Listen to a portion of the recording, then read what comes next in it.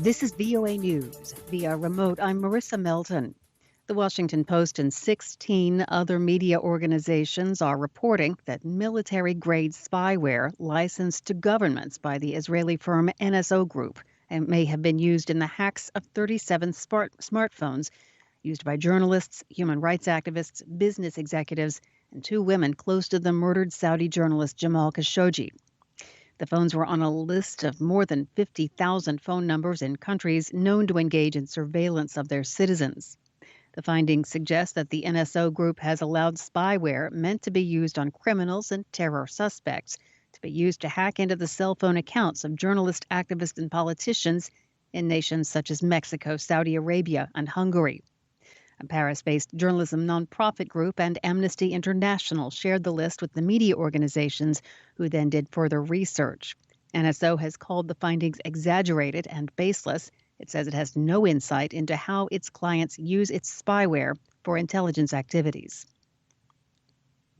German Chancellor Angela Merkel said Sunday the recent flooding in Europe is terrifying and promised swift financial assistance for one of the hardest-hit regions in her country. As the death toll reached 184 across Europe, including 157 in Germany, Merkel said the German language could barely describe the devastation that had taken place.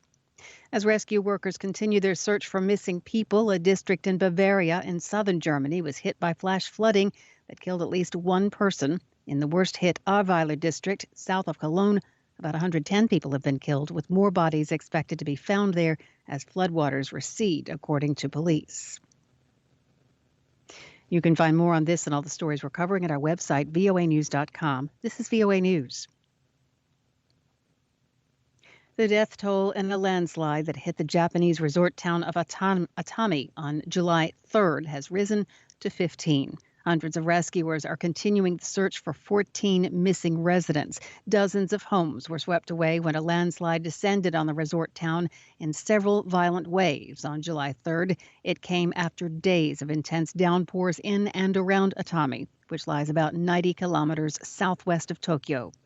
Japan was in its rainy season when the flood struck, with many parts of the country vulnerable to landslide. Homes are built on slopes where the ground can loosen and collapse suddenly after heavy downpours. Scientists say climate change is also intensifying the country's rainy seasons because a warmer atmosphere holds more water.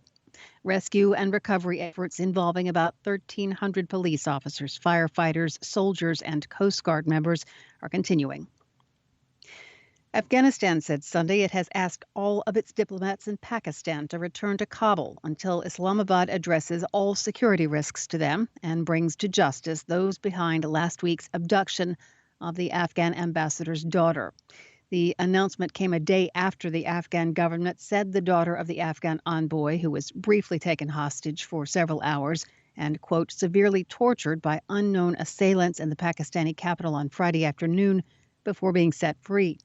Islamabad said a high-level, thorough investigation was launched into what it called the disturbing incident immediately after the Afghan embassy reported to the Pakistani Foreign Ministry that the woman was assaulted. A hospital medical report confirmed that the victim was physically assaulted. No one has claimed responsibility for the attack, which has dealt a fresh blow to the fragile relationship between Afghanistan and Pakistan.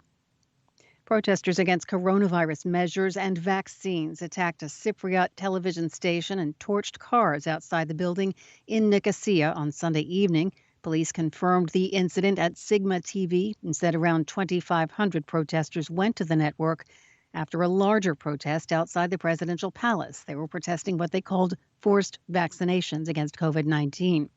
An AFP reporter saw thousands of people in the area near Sigma TV carrying posters protesting the Safe Pass, a certificate showing proof of coronavirus vaccine that became effective earlier this week in the Republic of Cyprus.